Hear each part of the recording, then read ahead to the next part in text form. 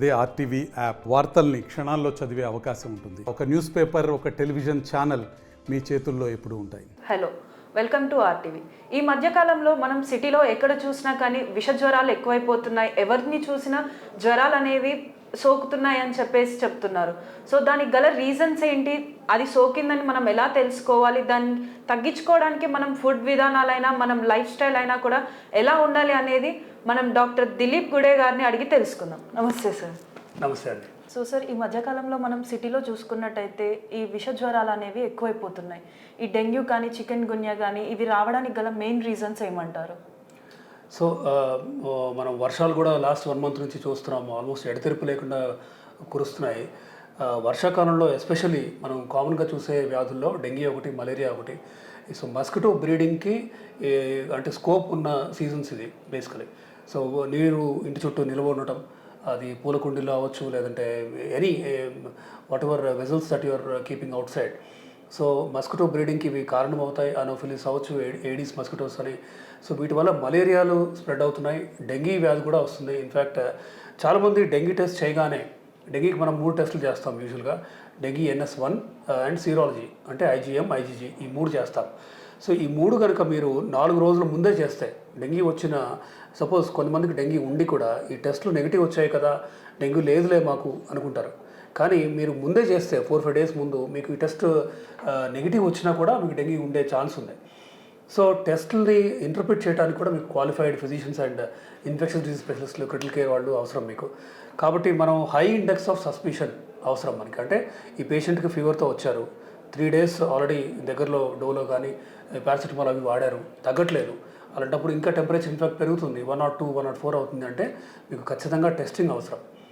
Okay. So మీ ఇప్పుడు WBC ఎలా ఉన్నాయి, ప్లేట్లెట్స్ ఎలా ఉన్నాయి, దెన్ లివర్ మీద వాపు ఉందా, హెపటైటిస్ అంటాం. యూజువల్గా డెంగీ లాంటి వ్యాధుల్లో హెపటైటిస్ కూడా చూస్తుంటాం. పాలిసీరోసైటిస్ అంటాం, అంటే ఇప్పుడు లంగ్స్ బయట నీరు రావటం, పొట్టలో నీరు రావటం, ఇవన్నీ కూడా మేము గమనిస్తూ ఉంటాం. సో లివర్ మీద వాపు అంటే LFT డిరేంజ్ అవ్వటం, liver function test, SGPT, SGOT ఈ 2 టెస్టులు మామూలుగా అరౌండ్ 40 ఉండాలి. బట్ ఈ సివియర్ డెంగీ పేషెంట్స్లో మేము 100, 200 కూడా చూస్తుంటాం. సో ఇలాంటి సిచ్యువేషన్లో అంటే మేము చాలామందికి LFT టెస్ట్ చేయకుండా ఏముందులే ఫీవర్ తగ్గిపోతుందని చెప్పేసి డోలో వేసుకుంటూ ఉంటారు. ఈ పారాసిటమాల్ వాడకం లివర్ డిసీజ్ ఆల్రెడీ అంటే లివర్ స్వెల్ అయి ఉన్న కండిషన్లో మీరు పారాసిటమాల్ వేసుకుంటే ఇంకా పెరుగుతుంది, ఇంకా ఈ హెపటైటిస్ వర్స్ అవుతుంది. సో టెస్ట్ చేయకుండా మీకు మీరే ఈ మందులు వేసుకోవడం అనేది ఎస్పెషల్లీ 3rd డే తర్వాత మంచిది కాదు. ఎందుకంటే మీకు తీవ్రమైన హెపటైటిస్ ఆల్రెడీ ఉండుండొచ్చు. అది డెంగీ వల్ల రావచ్చు, మలేరియా వల్ల రావచ్చు, ఇంకా రకరకాల వ్యాధులు మేము చూస్తున్నాం గత 1 మంత్లో. ఇన్ఫ్యాక్ట్ సిటీలో, హైదరాబాద్ సిటీలో ఇన్ఫ్యాక్ట్ జూలై 1 నుంచి కనుక మీరు చూసుకుంటే, ఎండ్ ఆఫ్ జూన్ కానీ ఈ ఎండ్ ఆఫ్ దిస్ మంత్ కానీ చూసుకుంటే సాల్మొనెల్లా అంటే టైఫాయిడ్ వ్యాధి బాగా ప్రబలుతుంది. టైఫాయిడ్ మనకు తెలిసింది ఎలా ప్రబలుతుందో, food and water, contaminated food and water వాడకం వల్ల వస్తుంటుంది. బయట తింటేనే వస్తుందని కూడా కాదు, ఇంట్లో హెల్తీగా మేము తింటున్నామని మీరు అనుకున్నా కూడా మీకు రావచ్చు ఈ సాల్మొనెల్లా టైఫాయిడ్ అనేది. దీనికి కూడా టెస్టింగ్లో కొన్ని లోపాలు ఉన్నాయి. అంటే చాలామంది టెస్ట్ నెగిటివ్ అనగానే మాకు లేదు ఇది అని అనుకుంటూ ఉంటారు. కానీ ఒక ఫిజిషియన్ మాత్రమే, క్వాలిఫైడ్ ఎక్స్పీరియన్స్డ్ ఫిజిషియన్ మాత్రమే ఇది సాల్మొనెల్లానా కాదా, లేదు లెప్టోస్పైరా ఇంకొక వ్యాధి కూడా ఉంది, రెయిన్ వాటర్ కానీ, రోడెంట్స్ కానీ, రైస్ ఫీల్డ్స్ కానీ, అంటే RRR అంటుంటాం ఈ లెప్టోస్పైరా స్ప్రెడ్ అవ్వడానికి కారణాలు. సో రెయిన్ వాటర్ లాగింగ్ చూస్తున్నాం. దెన్ షూస్ లేకుండా కనుక మీరు ఈ అంటే రెయిన్ వాటర్ ఆల్రెడీ ఉన్న స్ట్రీట్స్లో అంటే కంప్లీట్గా ఇంకకుండా ఉన్న ఏరియాలో కనుక మీరు నడిస్తే ఈ లెప్టోస్పైరా అనే రకమైన బ్యాక్టీరియా మీ కాలి ద్వారా లోపలికి వెళ్ళొచ్చు. దెన్ అది వ్యాధి కాజ్ చేయొచ్చు. సో లెప్టోస్పైరాలో కూడా కిడ్నీ అండ్ లివర్ అంటే తీవ్రంగా కనుక ఎఫెక్ట్ అవుతే కిడ్నీ, లివర్ అంటే ఇర్రివర్సిబుల్గా కూడా ఎఫెక్ట్ అవ్వచ్చు. సో ఇలా విష జ్వరాలు అనేది రైట్ టర్మ్ యాక్చువల్గా. ఎందుకంటే సరైన టైంలో మీకు డయాగ్నోసిస్ అవ్వకపోతే, ట్రీట్మెంట్ అందకపోతే అవి ఖచ్చితంగా సీరియస్ అయ్యి ICU దాకా దారితీసే కండిషన్స్ ఉన్నాయి. కాబట్టి మీరు ఖచ్చితంగా ఫీవర్ వస్తే ఇలాంటి ఈ సీజన్లో ఇగ్నోర్ చేయకండి. దాన్ని అలాగే స్వైన్ ఫ్లూ చూస్తున్నాము, కొన్ని కోవిడ్ కేసులు కూడా మేము మళ్ళీ చూస్తున్నాం. కోవిడ్ రిసర్జెన్స్ అని అనలేము, కానీ ఖచ్చితంగా కోవిడ్ టెస్టులు అఫ్కోర్స్ తీవ్రమైన కోవిడ్ వచ్చి ICUలో అడ్మిట్ అయ్యేంతలాగా సెకండ్ వేవ్ అంత తీవ్రంగా లేదు.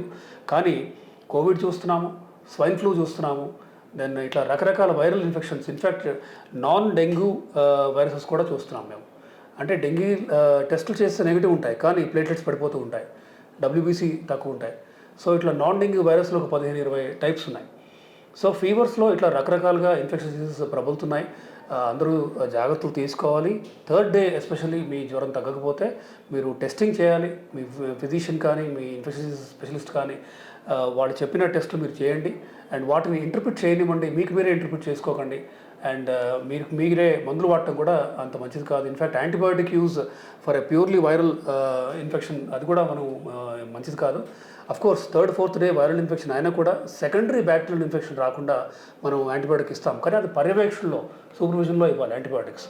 సో ఇలా కొన్ని జస్ట్ సిమ్టమ్స్ని చూసుకొని మాత్రం మీరు టాబ్లెట్స్ వాడద్దు. మీరు ఖచ్చితంగా ఫిజిషియన్ హెల్ప్ తీసుకోవాలి. సో అంటే ఇప్పుడు ఈ జ్వరం వచ్చిన వాళ్ళలో ప్లేట్లెట్స్ అనేవి తగ్గిపోవడం జరుగుతుందని చెప్పేసి అని అంటున్నారు. నార్మల్ పర్సన్స్లో ఉండే ప్లేట్లెట్స్ ఎంత, ఈ జ్వరం వచ్చిన పర్సన్ అంటే బార్డర్ ఎంత, అంటే దాటకుండా ఉండడానికి? థ్రాంబోసైటోపీనియా అంటాం ప్లేట్లెట్స్ తగ్గటం అనేది. ఫెబ్రైల్ థ్రాంబోసైటోపీనియా అంటే ఫీవర్ వచ్చి ఇట్లా ప్లేట్లెట్స్ పడిపోవటం. కానీ యూజువల్గా వైరల్ ఇన్ఫెక్షన్స్లో కామన్గా మేము చూసేది ఏంటంటే డబ్ల్యూబీసీ కూడా తగ్గుతూ ఉంటాయి. అంటే డబ్ల్యూబీసీ ప్లేట్లెట్స్ రెండు బైసైటోపీనియా అంటాం, ఈ రెండు తగ్గటం అనేది. ఒక్కోసారి యూజువల్గా డబ్ల్యూబీసీ తగ్గటం ముందు స్టార్ట్ అవుతుంది, తర్వాత ఒక రోజు డిలేతో ప్లేట్లెట్స్ కూడా తగ్గటం స్టార్ట్ అవుతాయి. Normal platelet count 1.5 to 4 lakhs ఉండాలి. అంటే యావరేజ్ చూస్తే మీరు 2 lakhs, 2.5 to 3 lakhs అలా ఉండాలి. అయితే ఈ ట్రెండ్ చూడటం అనేది మనం ముఖ్యం. చాలామంది ఒకటే రిపోర్ట్ చూసి బాగానే ఉంది 1.8 నథింగ్ టు వరీ అనుకుంటారు. కానీ సెకండ్ డే థర్డ్ డే మీరు టెస్ట్ చేస్తే కానీ తెలియని రేంజ్లో ప్లేట్లెట్స్ పడిపోతాయి. అంటే 50,000 అవ్వచ్చు, 40,000 అవ్వచ్చు. ఇన్ఫ్యాక్ట్ మేము 5,000 ప్లేట్లెట్స్ కూడా చూసాము. దెన్ అఫ్కోర్స్ 20,000 కంటే తగ్గితే ఈజీగా బాడీలో బ్లీడింగ్ టెండెన్సీ పెరుగుతుంది. అది స్టమక్లో అవ్వచ్చు, పేగుల్లో అవ్వచ్చు. బ్లీడింగ్ పెరిగి మోషన్ డార్క్గా రావడం, దెన్ హీమోగ్లోబిన్ పడిపోవటం, ఇవి డెంగ్యూ షాక్ సిండ్రోమ్ అంటాం, అంటే బీపీ పడిపోవటం. ఇన్ఫ్యాక్ట్ డెంగ్యూనే కాకుండా 15-20 వేరియస్ అదర్ వైరసెస్లో కూడా ఇలాంటి సిచ్యువేషన్స్ మేము చూస్తుంటాం. డెంగ్యూ హెమరేజిక్ ఫీవర్స్ అవ్వచ్చు, షాక్ సిండ్రోమ్స్ కానీ ఇవన్నీ కూడా మేము వైరల్ ఇన్ఫెక్షన్స్లో చూస్తుంటాం. సో సింపుల్ వైరల్ ఇన్ఫెక్షనే కదా అని మీరు దాన్ని అశ్రద్ధ చేయకండి. మీ బీపీ చూసుకుంటూ ఉండండి, హార్ట్ రేట్ చూసుకోండి, టెంపరేచర్ చూడండి, దెన్ లివర్ ఫంక్షన్ చూడండి. డోలో ఇష్టం వచ్చినట్టు వాడకండి. ఎందుకంటే 3 times డోలో వాడితే హెపటైటిస్ వచ్చి తీవ్రంగా లివర్ ఎఫెక్ట్ అయిన ఫల్మినెంట్ హెపాటిక్ ఫెయిల్యూర్లో ఉన్న పేషెంట్స్ కూడా మేము చూసాం. కాబట్టి ఏదైనా సరే కొంచెం మీరు హెల్ప్ తీసుకోండి. పర్యవేక్షణలోనే మందులు వాడాలి, టెస్టులని ఇంటర్ప్రిట్ చేయగలగాలి.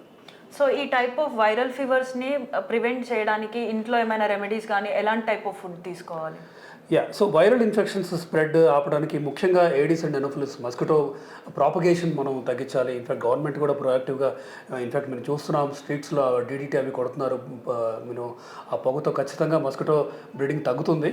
కానీ మనం పొడిగా ఉండేలాగా చూసుకోవాలి ఇంటి చుట్టూ, ఎస్పెషల్లీ ఈ రైనీ సీజన్లో. అంటే వాటర్ నిల్వ ఉండడానికి స్కోప్ లేకుండా మనం చూసుకోవాలి.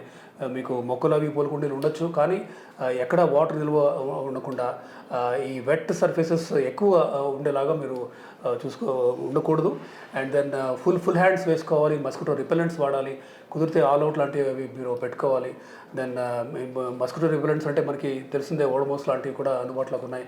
అవి they are reasonably safe, tried and tested. కొంతమంది భయపడుతూ ఉంటారు అవి క్రీమ్ చర్మానికి రాస్తే కెమికల్స్ బాడీలోకి వెళ్తాయని భయపడుతూ ఉంటారు. అవి ట్రైడ్ అండ్ టెస్టెడ్ కాబట్టి మీరు సేఫ్గా అప్లై చేయొచ్చు.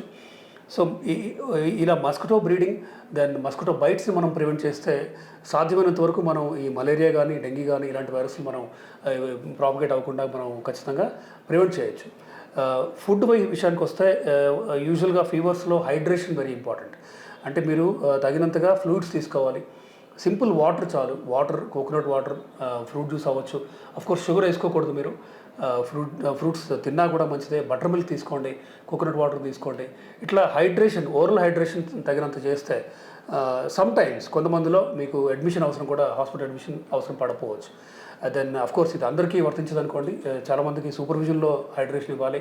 హార్ట్ డిసీజో లేదంటే కిడ్నీ డిసీజో ఉండి దెన్ బీపీ బాగా ఎక్కువ ఉన్న వాడిలో మనం ఇట్లా అంటే ఎక్కువ హైడ్రేషన్ కూడా మంచిది కాదు. సో పర్యవేక్షణలో మనం చూడాలి.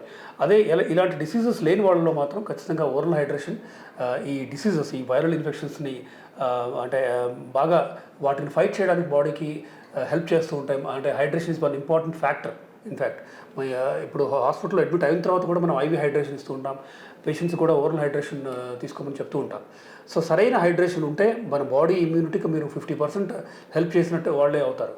మిగిలిన 50% ఆఫ్ కోర్స్ మనం సపోర్టివ్ కేర్తో మనం హెల్ప్ చేయొచ్చు పేషెంట్స్కి. బట్ ఓవరాల్గా ఏంటంటే liquids, then fruits and vegetables ఎక్కువ తీసుకోవాలి. ఈ ఫీవర్స్ వచ్చిన టైంలో ఈజీగా డైజెస్ట్ అయ్యే ఫుడ్ తీసుకోవాలి. అంటే ఇప్పుడు అది రైస్ అవ్వచ్చు, దెన్ పెరుగన్నం పేస్ట్ లాగా చేసి తీసుకోవడం అవ్వచ్చు, బటర్ మిల్క్ తాగడం అవ్వచ్చు. ఇలా బెటర్. దెన్ మనం అవాయిడ్ చేయాల్సిన ఫుడ్స్ ఏంటంటే నాన్ వెజ్ కానీ, లేదంటే ఇప్పుడు చపాతీలు ఉంటాయి, ఇవి కొంచెం డైజెస్ట్ చేయడానికి బాడీ కొంచెం టైం పడుతుంది, కష్టపడుతుంది. అలా కాకుండా ఈజీగా డైజెస్ట్ అయ్యే ఫుడ్స్, ఇప్పుడు జావలాగా చేయడం అవ్వచ్చు, ఉప్మా అవ్వచ్చు, ఇలాంటి ఇడ్లీ కానీ ఇవి తీసుకుంటే యూజువల్గా ఈజీగా డైజెస్ట్ అవుతాయి కాబట్టి హెల్ప్ అవుతుంది. కానీ ముఖ్యమైనది ఏంటంటే 3rd, 4th డే మాత్రం మీరు ఇంకా ఫీవర్ ఉంటే అశ్రద్ధ చేయకండి, టెస్టులు అవ్వాలి. మీకు ఒకవేళ అడ్మిషన్ డాక్టర్ చెప్తే మీరు ఆ సలహాని పాటించండి, అడ్మిట్ అవ్వండి. సో ఇప్పుడు చాలా మందికి ఉండే అపోహ ఏంటంటే లైక్ ఇప్పుడు ఫీవర్ వచ్చినప్పుడు నాన్ వెజ్ తినొద్దు అని అంటారు.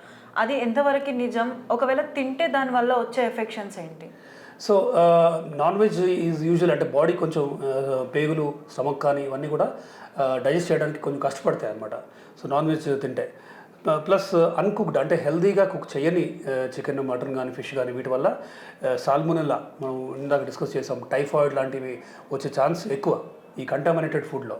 సో సరైన అంటే ఇప్పుడు కొంతమంది హాఫ్ బాయిల్డ్ చికెన్ అవ్వచ్చు, లేదంటే సీ ఫుడ్ అవ్వచ్చు, ఇవన్నీ కొంచెమే బాయిల్ చేసి పూర్తిగా ఉడకని చికెన్ కానీ, ఫిష్ కానీ ఇవి తినడం వల్ల కూడా మనకి ప్రాబ్లమ్స్.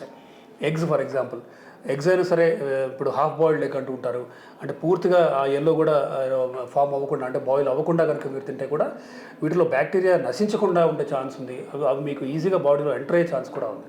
పైగా ఇంకొకటి మనం చెప్పినట్టే body will struggle to digest these foods. కాబట్టి ఇలాంటి టైంలో ఎస్పెషల్లీ ఆ ఫుడ్స్ అవాయిడ్ చేయడం బెటర్. సో ఇప్పుడు ఒకవేళ ఈ ఫీవర్ అఫెక్ట్ అయిన పర్సన్ రికవర్ అవడానికి ఎన్ని డేస్ పడుతుంది మ్యాక్స్? అది డిపెండ్స్ అండి. ఇప్పుడు సపోజ్ డెంగీ ఉంది, ఒక young 30-year-old male or female ఉన్నారు, షుగర్, బీపీ లాంటివి ఏం లేవు, దెన్ మంచి హైడ్రేషన్తో ఉన్నారు, వాళ్ళకు 1-2 డేస్లోనే ప్లేటెడ్ కౌంట్ అది మేము చూసి సపోజ్ 1 lakh ఉంది ఫస్ట్ డే, సెకండ్ డే 1.4, 1.5 అయింది, బాడీ పెయిన్స్ లేవు, ఫీవర్ లేదు అనుకున్నప్పుడు మేము సెకండ్ డేనే డిశ్చార్జ్ చేస్తాం.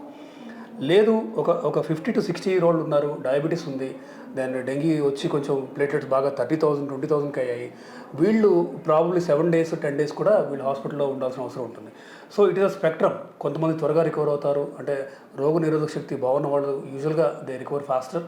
లేదు బాలేని వాళ్ళు మాత్రం ఖచ్చితంగా 7 days వరకు అయినా వాళ్ళకి టైం పట్టచ్చు. సో చూసారు కదండి, ఈ జ్వరాల వల్ల మనం చాలా వరకు ఎఫెక్ట్ అయ్యే సిచ్యువేషన్స్ ఉన్నాయి. సో డాక్టర్ గారు చెప్పినట్టు మనం ఇంట్లో సాధ్యమైనంత వరకు మన ఇంటిని నీట్గా పెట్టుకొని మనం తినే ఫుడ్ని కూడా కొంచెం హెల్తీగా ఉండేలా చూసుకోవాలి. కెమెరామెన్ రామ్తో శ్రావణి, RTV హైదరాబాద్. మరిన్ని వీడియోస్ కోసం ఛానల్ ని సబ్స్క్రైబ్ చేయండి, లేటెస్ట్ అప్డేట్స్ కోసం వాట్సాప్ ఛానల్ ని ఫాలో చేయండి, అండ్ లింక్ డిస్క్రిప్షన్ లో ఉంది.